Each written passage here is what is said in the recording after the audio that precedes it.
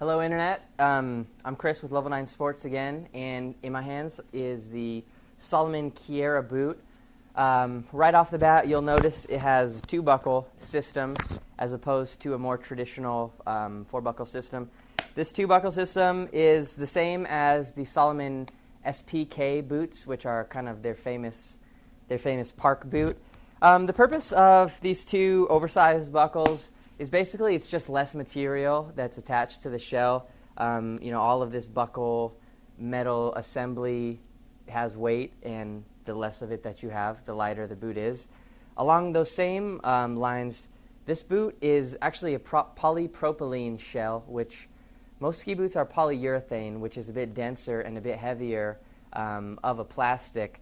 This plastic, while it's still fairly rigid, it's extremely light. The first thing that people notice upon picking this up is just how incredibly light it is.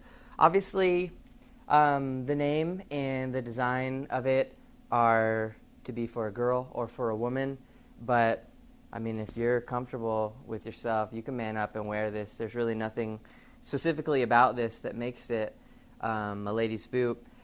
I would say that the target skier for this boot is probably just an intermediate all-mountain skier. It is made in the mold of a park boot like the SPK, but it's not quite as stiff, and it's really not quite as robust as something like the SPK team boot.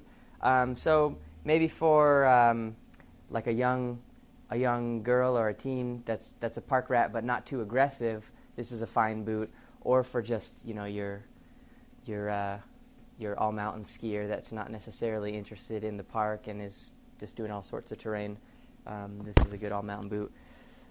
You can find this boot, and you can find a lot more boots on the website, which is level9sports.com. We thank you very much.